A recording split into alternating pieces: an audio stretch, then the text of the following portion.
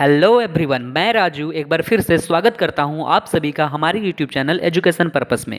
मैं एक बार फिर से मौजूद हूं एक नई वीडियो लेकर जो उन सभी स्टूडेंट्स के लिए हेल्पफुल रहेगा जो हिस्ट्री ऑनर्स पेपर 9 का एग्ज़ाम इस बार दे रहे हैं, जो सेमेस्टर 4 के स्टूडेंट्स हैं। ठीक है, इस वीडियो में न्यू डील नीति के बारे में बताने वाला हूँ एकदम ब्रीफ से। ठीक है, तो सबसे पहले तो आपको जैसा कि हमारे स्क्रीन पे दिख रहा होगा न्यू डील नीति। ठीक है, तो सबसे पहले हम ये जानने की कोशिश करेंगे कि ये न्यू डील नीति जब आई थी तो क्यों आई थी। ठीक है, तो न्यू डील नीति लाने का सबसे बड़ा कारण था आर्थिक मंदी। ये आर्थिक मंदी जो है 1929 से लेकर 1933 तक चली थी, जैसा कि हमने इससे पहले के वीडियो में भी बता चुका है।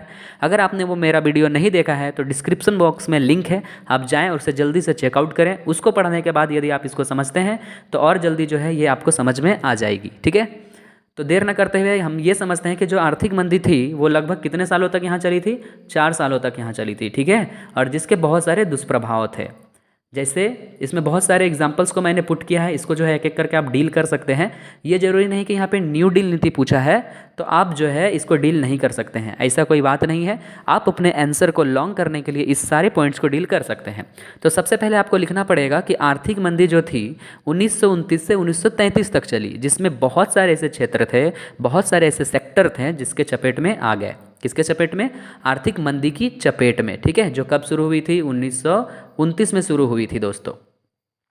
तो सबसे पहले इसमें आपको ये बताना है कि जब आपने ये बता दिया कब से कब शुरू हुई थी, इसमें बहुत सारे जो क्षेत्र चपेट में आए थे, उसके बाद जो है आपको बताना है कि कितने ईयर्स तक ये चली थी। उसके बाद जो है आपको बताना है कि इसका जो दुष्प्रभाव है बहुत जगह देखने को मिला था। जैसे बैंकों का दिवालिया होना। दिवालिया होना मतलब होता है दोस्तों गायब होना या फिर बैंकों का अस्तित्व खत्म हो जाना। तो इसको जो है मैंने पहले के वीडियो में भी डील कर दिया, वहाँ से आप उसके डीलिंग को यहाँ पर डील कर सकते हैं कि किस तरीक़ा से बैंक जो है धीरे धीरे उनकी पूंजी या फिर उनकी जो पैसे थी, मुद्रा थी, कैसे कैसे ख़त्म हुई और इस प्रकार से आर्थिक मंदी स्टार्ट हुई थी। ठीक है, उसके बाद जो पूंजीपतियों का हवाला होना। जो पूंजीपति थे दोस्तों, ये जो पूंजीपति थे उनका हवाला होना मतलब उनका भी अस्तित्व धीरे धीरे खत्म हो चुका था। ठीक है, उसके बाद है मजदूरों की दयनीय स्थिति। मजदूरों की जो स्थिति थी दोस्तों वो दयनीय हो चुकी थी। ठीक है, उसके बाद है उद्योगों का विकास रुक जाना, यानी कि जो उद्योग थे उनका जो विकास था वो क्या हो गया था? टोटली रुक चुका था। इसके अलावा था वस्तुओं की आयात और निर्यात में असंतुलन। ठीक है, इसको लिखने का एक पॉइंट ये होता है दोस्तों कि एग्जामिनर जो है वो ये जानता है कि बच्चे ने कुछ ना कुछ तो इस विषय में पढ़ा है, इसलिए जो है एग्जामिनर जो है इससे खुश होकर ही आपको 1-2 पॉइंट्स के लिए 2-4 नंबर जो है दे सकते हैं। ठीक है, इसलिए मैंने इसको यहाँ पे पुट किया है। इसको आप इस आधार पे आप अपने तरीके से पुट करके, अगर लॉन्ग टर्म क्वेश्चन है तो इसको लॉन्ग टर्म तरीके से इसको आप डील कर सकते हैं। इसके बाद चलते हैं कि इसको, ये तो हमने जाना कि इसको फ्रैंकलिन डी रूजवेल्ट ने क्या किया था? प्रतिपादित किया था। तो कब प्रतिपादित किया था? कब इनके दिमाग में इन सारी नीतियों के बारे में समझ में आया या कब इनके दिमाग में इन सारी नीतियों के बारे में चल रही थी?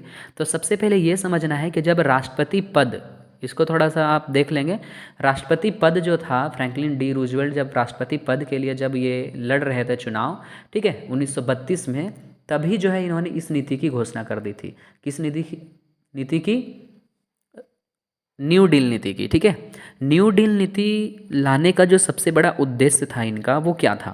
ठीक है, तो अब हम इसको समझेंगे। फ्रैंकलिन डी रूजवेल्ट जो थे उनका सबसे बड़ा उद्देश्य आखिर क्या था? जैसा कि हमने देखा कि पहले ही आर्थिक मंदी हो चुकी है, तो इनका सबसे बड़ा उद्देश्य क्या होना चाहिए वो आप सबको भी पता चल रहा होगा कि जो आर्थिक क्रियाकलाप था, यानी जो इकोनॉमी में जो भी प्रोसेस होते थे, जो भी काम होते थे, उनमें राजकीय तरीके से नियंत्रण करना। ठीक है, और उसमें हस्तक्षेप का बढ़ाना, ना कि पूंजीवादी अर्थव्यवस्था में किसी प्रकार का बदलाव करना। तो सबसे बड़ा जो इनका उद्देश्य था वो क्या था? कि आर्थिक क्रियाकलाप में राजकीय नियंत्रण करना। इसके अलावा जो है इन्होंने अपनी न्यू डील नीति के बारे में ये बताया था कि हमारा जो सबसे पहला काम होगा वो उन साधनों और संसाधनों का नियंत्रण करना होगा जो हमारे पास है। यानी कि इन्होंने साफ साफ कह दिया था कि अमेरिका के पास जो भी संसाधन है उसी संसाधनों से ही, उन्हीं संसाधनों या संस्थानों का ये नियंत्रण करेंगे। बाकी जो उपभोग, धन और आय की जो समान में जो वितरण थी, आय की समान वितरण की समस्या जो थी उसको जो है बाद में डील करेंगे। ठीक है। न्यू डील नीति को हम फिर से अगर कहें तो इसमें टोटली मैंने ये समझाया कि न्यू डील नीति जो थी फ्रैंकलिन डी रूजवेल्ट ने लाई थी 1929 से 1933 तक। जो आर्थिक मंदी हुई थी जिसमें बहुत सारे क्षेत्र इसके चपेट में जो आए थे, उससे बहुत सारा डिमेरिट हुआ था, उसके डिमेरिट को डील करेंगे। उसके बाद इनका सबसे बड़ा उद्देश्य को बताएंगे। ठीक है। तो सबसे बड़ा उद्देश्य जो है राजकीय नियंत्रण करना। किस पे राजकीय नियंत्रण करना? आर्थिक क्रियाकलापों पे नियंत्रण करना। ठीक है। अब इसमें यह भी बताएंगे कि ये तो न्यू डील नीति लाए थे, लेकिन किस पे नियंत्रण करना सबसे पहला काम किया कि अपने देश में जो वस्तुएं थीं, अपने देश में जो संस्थाएं थी, उनमें जो है नियंत्रण करना शुरू कर दिया। इसके बाद ही उन्होंने उपभोग, धन, आय वगैरह चीज़ों पे ध्यान दिया। ठीक है। तो ये जो है टोटल ये फ्रैंकलिन डी रूजवेल्ट की नीति थी, न्यू डील नीति। लेकिन हम इसमें समझेंगे कि किन परिस्थितियों में आखिर इनको अपनाया गया था। ठीक है। किन परिस्थितियों में इनको अपनाया गया था? तो मार्च जब 1933 में इसको तो लागू किया गया। ठीक है। ये याद रखेंगे कि 1932 जो था, यानी कि एक सेकेंड, 1932 था जो दोस्तों जिस समय इन्होंने इस नीति के बारे में बताया था कि ऐसी नीति जो है हम ला सकते हैं, और उसी नीति को मार्च 1933 को इसने लागू कर दिया। जब इस नीति को उन्होंने लागू कर दिया तो इस नीति को उस समय जो है अपनाया गया था जब सभी अमेरिकन को और रूजवेल्ट को ये पता चल चुका था कि हम किस चीज़ से गुजर रहे हैं, आर्थिक संकट से गुजर रहे हैं दोस्तों। ठीक है। और यह जो संकट थी कब शुरू हुई थी, कब ख़त्म हुई थी, इसको फिर से हम लिख सकते हैं। इसके बाद जो है इसमें क्या क्या चीज़ें हुई थी, यानी कि ये जो नीतियाँ थी, ये जो आर्थिक संकट थी, उसमें क्या क्या चीज़ें की गिरावट हुई थी। औद्योगिक परिस्थान की गिरावट हुई थी, सार्वजनिक संस्थान की गिरावट हुई थी, रेलवे कंपनियों को बहुत ज़्यादा नुकसान हुआ था, बैंकों को नुकसान हुआ था। ठीक है दोस्तों। इसके बाद जो है शेयर बाज़ार में गिरावट हुई थी, कृषि के मूल्य में गिरावट हुआ था, श्रम शक्ति में का जो प्रतिशत था उसमें गिरावट हुआ था। यानी कि हम ये समझ रहे हैं कि 1933 तक जो भी ये सारे चीज़ें चली थी, आर्थिक मंदी जो चली थी, उसके सबसे पहले उसके डिमेरिट को बताएंगे कि ये कारण थी इस नीति को लागू करने के लिए। तो कौन कौन सी कारण थी उसको मैंने बता दिया, इसको आप डील कर सकते हैं। इसके बाद जो है सबसे बड़ा चीज़ है कि न्यू डील नीति लाने का सबसे परम उद्देश्य क्या था। तो दोस्तों इसको पहले पढ़ते हैं। क्या है? सही मायने में किसी नीति को प्रतिपादित या लागू करना। किसी नीति को क्या करना? प्रतिपादित या लागू करने का जो उद्देश्य होता है वो एक कारण या उद्देश्य की पूर्ति करना नहीं होता है, बल्कि इस नीति के बहुत सारे कारण थे। तो कौन कौन से कारण थे? सबसे पहला कारण जो आपको दिख रहा है, देश की बाज़ारों में उत्पन्न हुई मंदी को दूर करना।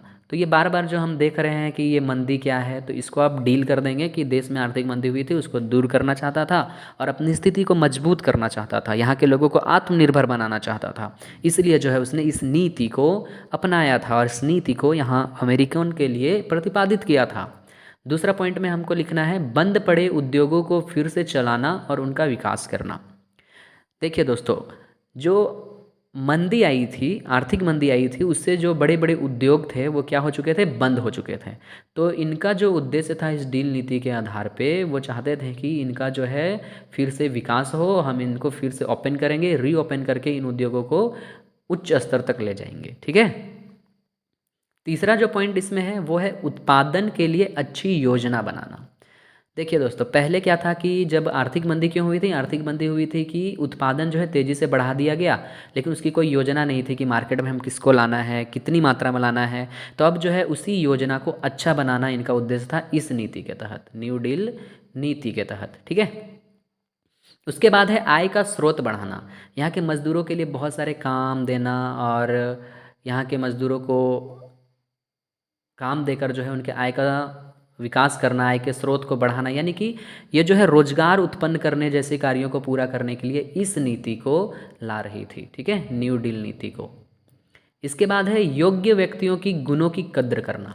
अब जो है इन्होंने सबसे बड़ा और सबसे महत्वपूर्ण काम जो किया था कि अगर इनके देश में यानी संयुक्त राज्य अमेरिका में यदि कोई ऐसे व्यक्ति हैं जो किसी भी प्रकार से योग्य हैं, यानी किसी भी क्षेत्र में जो है वो अपनी योग्यता दिखा सकते हैं, तो उन व्यक्तियों के गुणों की कद्र किया और उन व्यक्तियों को उन सेक्टर्स में काम देने का काम किया। ये बहुत ही सराहनीय काम जो है फ्रैंकलिन डी रूजवेल्ट ने किया था।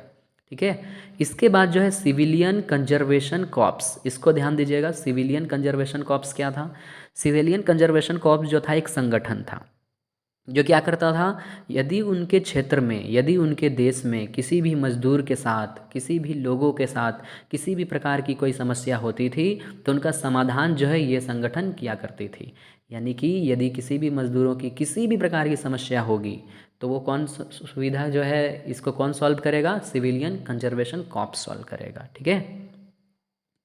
इसके बाद का जो पॉइंट है वो है पुनर्निर्माण वित्त आयोग। ठीक है। पुनर्निर्माण वित्त आयोग क्या था? वित्त मतलब क्या होता है दोस्तों? वित्त मतलब होता है मुद्रा, पैसा। ठीक है। तो पुनर्निर्माण वित्त आयोग जो है ये बनाया गया था, यानी कि ऐसी कमेटी जो है उसकी गठन की गई थी। इस कमेटी का काम क्या था? इस जो आयोग थी, इस आयोग का काम क्या था?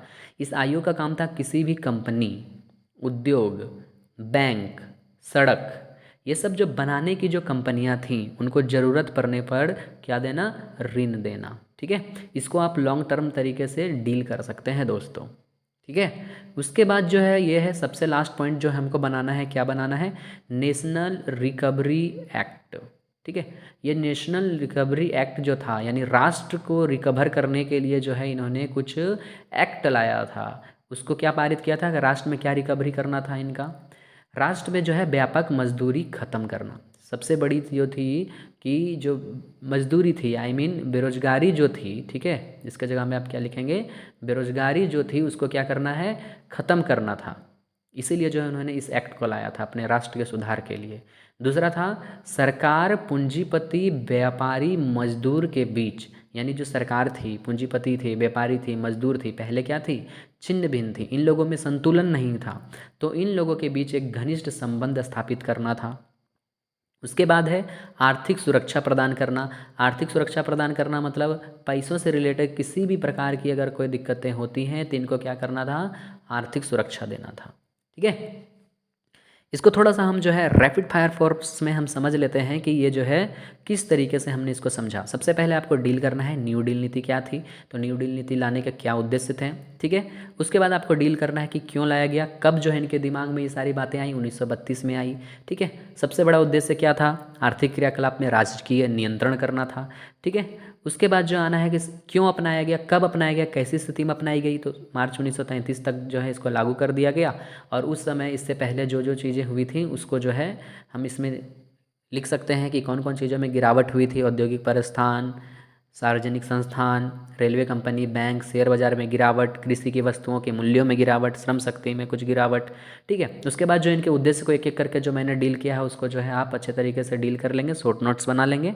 ठीक है। उसके बाद जो है आपको सबसे नीचे इसका निष्कर्ष लिखना है जो आपके मार्क्स को बढ़ाने में बहुत हद तक हेल्प करता है। ठीक है। ये जो निष्कर्ष इसको लिखना आपके लिए बेहद ज़रूरी है दोस्तों। क्या है? अपने उद्देश्यों की पूर्ति के लिए जो न्यू डील नीति लाई थी इन्होंने, उनमें पर्याप्त हद तक क्या रही? ये सफल रही। कैसे सफल रही? उद्योग, कृषि, व्यापार, वाणिज्य, रोजगार, ये सब की जो स्थिति थी उसमें काफ़ी सुधार हुआ। बैंकिंग प्रणाली में काफ़ी सुधार हुआ। शेयर बाज़ार में काफ़ी सुधार हुआ, जिसके कारण बैंकिंग प्रणाली और शेयर बाज़ार, ये जो दो चीज़ें हैं, ये जो बैंकिंग प्रणाली थी और ये जो शेयर बाज़ार था उसके संतुलन भी बनी रही। उसके बाद है इससे विदेशी व्यापार को भी बढ़ावा मिला। ठीक है। उसके बाद है अंत में इससे अमेरिकन बाज़ारों की स्थिति भी ठीक हो गई। आई मीन 1936 तक जो है इसकी जो स्थिति थी, बाज़ारों की स्थिति, वो अच्छी तरीक़ा से ठीक हो गई थी। ठीक है। इतना ही जो है इस टॉपिक में हमें डील करनी है। ठीक है दोस्तों। सो व्हाट्सअप गाइज, कैसा लगा यह वीडियो? आशा करता हूँ कि ये वीडियो आपको बहुत अच्छा लगा होगा। यदि ये वीडियो आपको अच्छा लगा है तो इस वीडियो को लाइक करना ना भूलें, शेयर करना ना भूलें, और साथ में यह भी ध्यान दें कि यदि आप पहली बार हमारी वीडियो को इस चैनल पे देख रहे हैं तो हमारे चैनल को सब्सक्राइब करें, ताकि जब भी कभी न्यू वीडियोज़ अपलोड होती हैं इस चैनल पर तो इस वीडियो का न्यू नोटिफिकेशन जो है आपके मोबाइल तक आसानी से पहुँच सके। Thank you.